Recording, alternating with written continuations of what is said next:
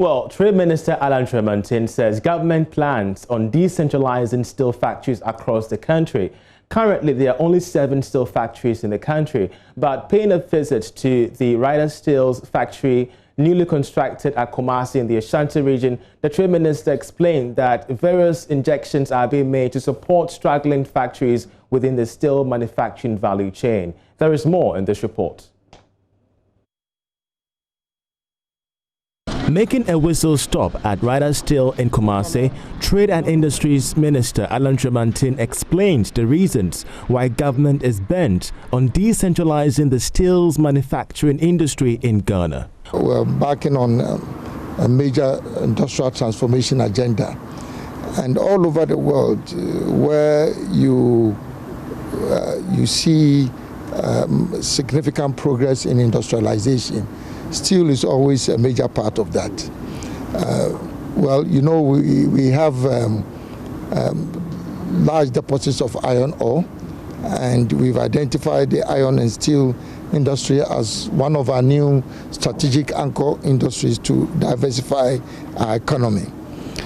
But before we get to that stage where we can mine our iron ore and then also add value and get steel, we have currently about 7 companies that are producing steel from scrap that is harnessed from Ghana, and in some cases brought from the West African region.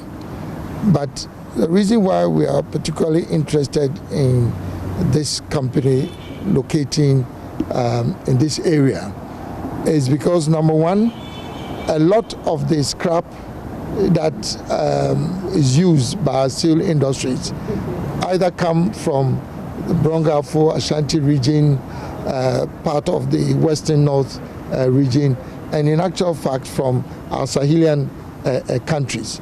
So it only makes sense that the first steel company that is located in Ashanti region would then benefit, you know, from the strategic location in this part of the country. When completed, Ryder Steel in Kumasi is expected to employ about 900 to 1,000 workers within the community.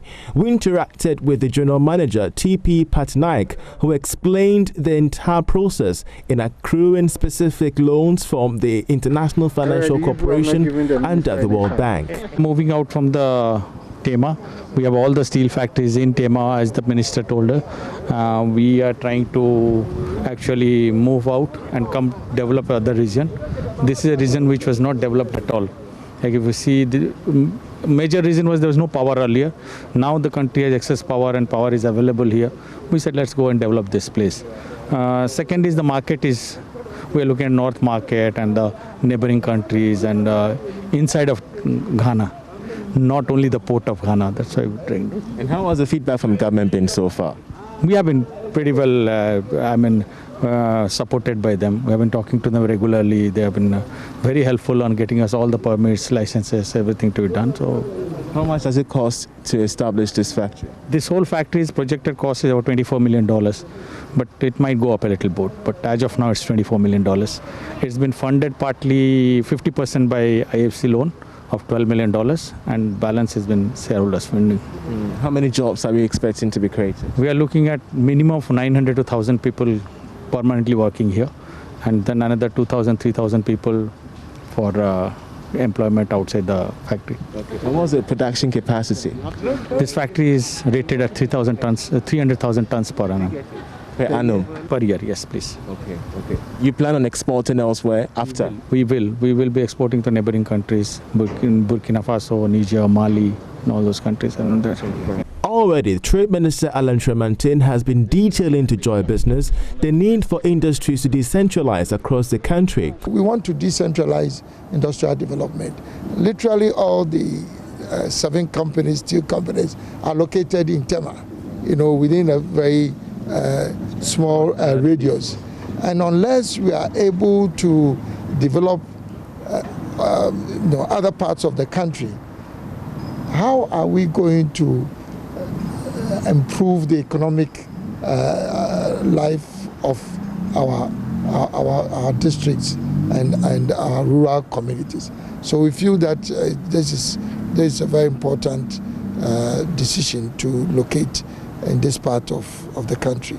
Making his tour across several factories and business resource centers in Kumasi, the Trade Minister explained the reasons why government continues to inject capital in struggling and surviving factories to ensure the 1D1F project is completed. Well, let's still stay with the Trade and Industry Minister, because he's been touting government's, various programs, of which he says is indicative of the preparedness of the private sector to take advantage of the Continental Free Trade Agreement area. I asked him the question on whether or not industries are well prepared and very much in the best position, and here is his answer. From what we've been doing, that we were actually ahead of the AfCFTA.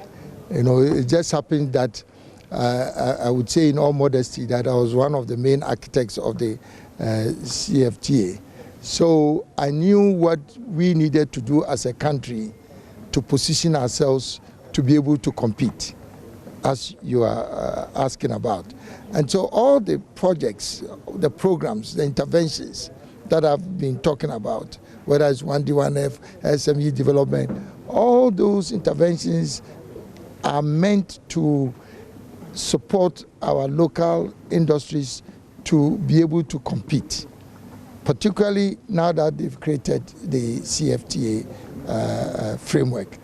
And we've developed an institutional framework to reinforce this. So, for example, we have a national coordinating office for the CFTA. And we've set up a number of technical working groups to identify the opportunities in various sectors. And these technical working groups, which range from 1, enhancing productive capacity, to facilitating access to finance, 3, promoting, quality standards, 4, identifying market opportunities, and so there are different areas for which we've established these technical working groups, and these technical working groups have developed what I would call program implementation activities in each of these areas, which is what has been consolidated into our national action plan for harnessing the benefits of the CFTA.